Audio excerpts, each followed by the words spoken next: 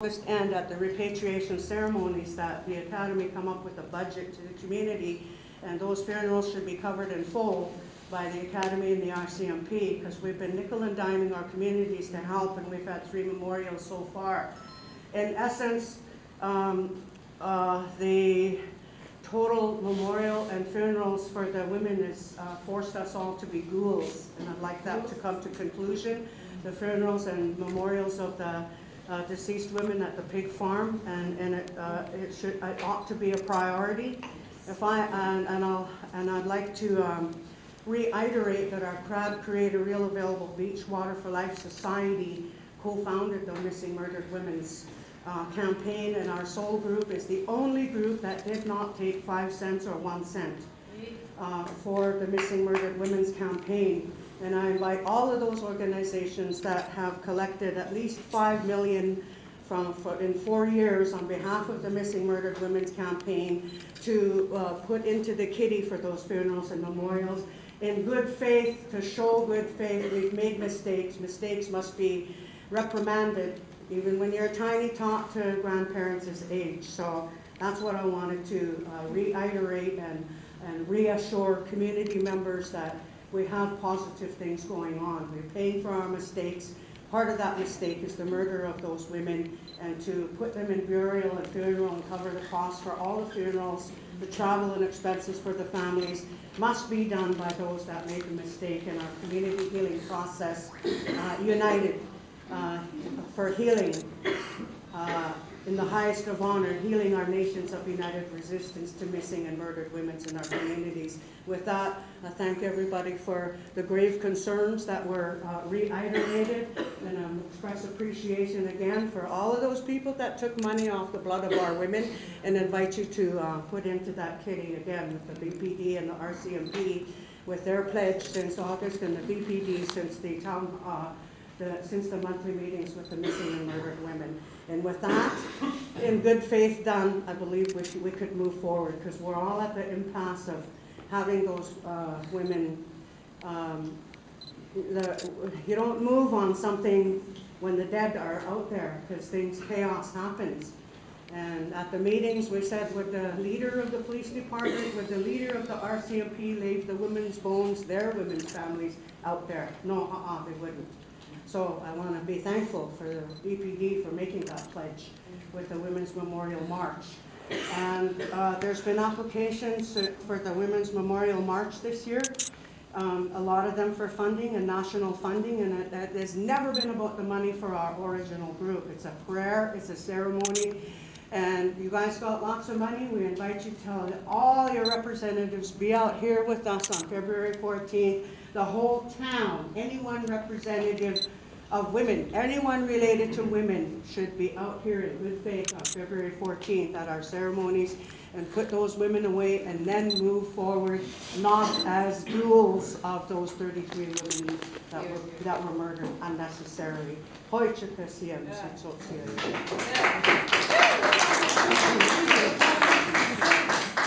for that. So this lady here in the green too.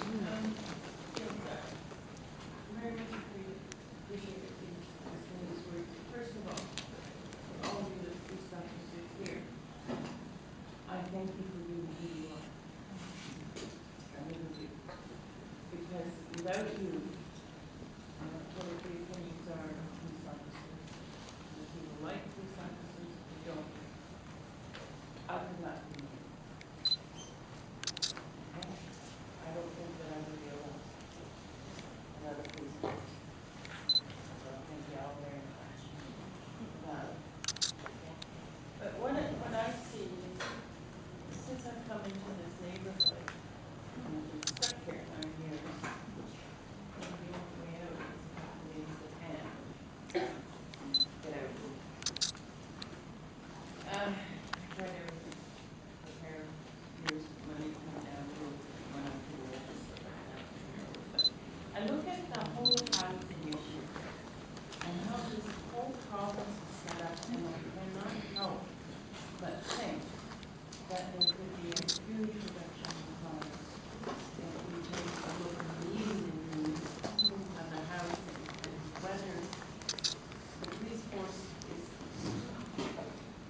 involved in how the housing is staffed and what goes into social housing, what keeps causing crime, what keeps the whole ball rolling, that keeps people down.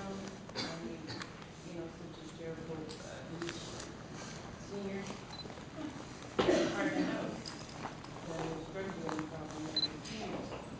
I keep seeing it down here in all these social agencies down here, and whether it's cross paths, it does serve its purpose, that it becomes sort of a catch basement on who comes through here. But it doesn't seem, like I'm wondering if the police force is really looking at talking to the provincial government and exactly what's going on. I keep seeing this neighborhood wanting to re-ghettoize the social housing, and more people come down here that are marginalized, and then the stress on the police force. There's not enough really police already in my eyes. It's nothing to do with you. It's to me it's pure funding, but I see that as a huge problem. So I don't know what to say to the community, but other than to fight addiction. I mean, I'm separate crime. 10 years ago, I smoked pot, and as it was 88, I smoked pot till it goes away. But I'm dealing with my life on the line.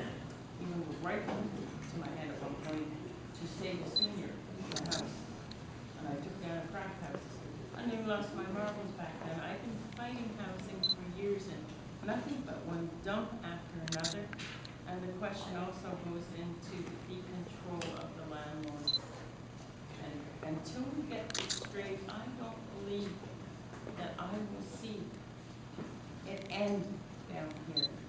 I don't see the end of addiction, because you can't live amongst what we're all in. I mean, I certainly can't. I hardly ever sleep. I don't even hold my doctorate. One of your highest trained artists probably in BC. I can't get out of it. And I see people go down time and time again here.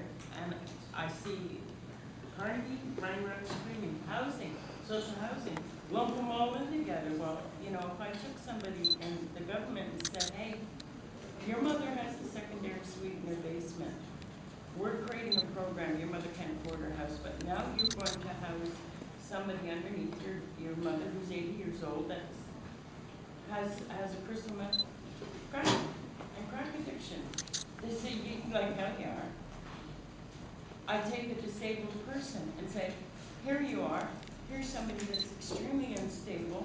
They're not getting any help. Drugs are being thrown at them through the doctors. The street drugs have got hold of them. Here, oh, you've got a bad heart. Here, live here. Right beside this person that's physically ill.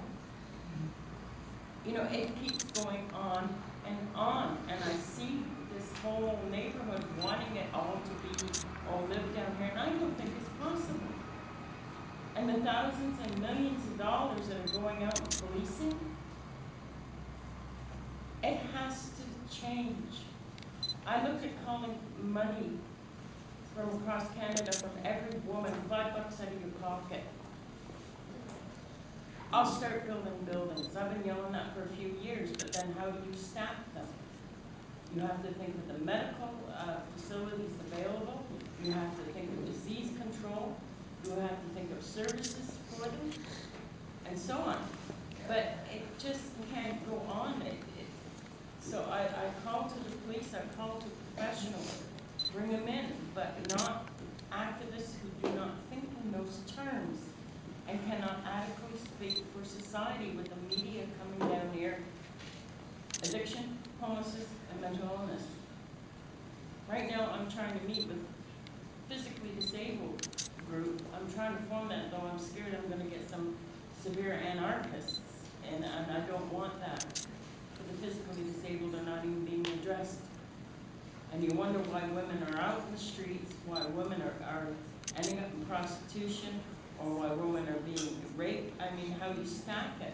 I mean, I live in total fear on my floor all the time. People around me are not well. I now can have a shower for the first time in 9 years any day I want. But it was a woman that I thought was going to beat the hell out of me. she's mentally ill. She could have caused the building to burn down. We keep going on, and I just want to know if the police are looking at the design of urban development design, and how to scale a city, and how to get it so that the crime starts to go down. So, thank you very much for all of that, and I know that especially the officers that work on the beat here really appreciate your comments about how they saved your life and made you feel safe, and that is really appreciated. And I don't know if you remember, but when I was walking the beat down here in 2003, I remember speaking to you about that, and so that's really appreciated.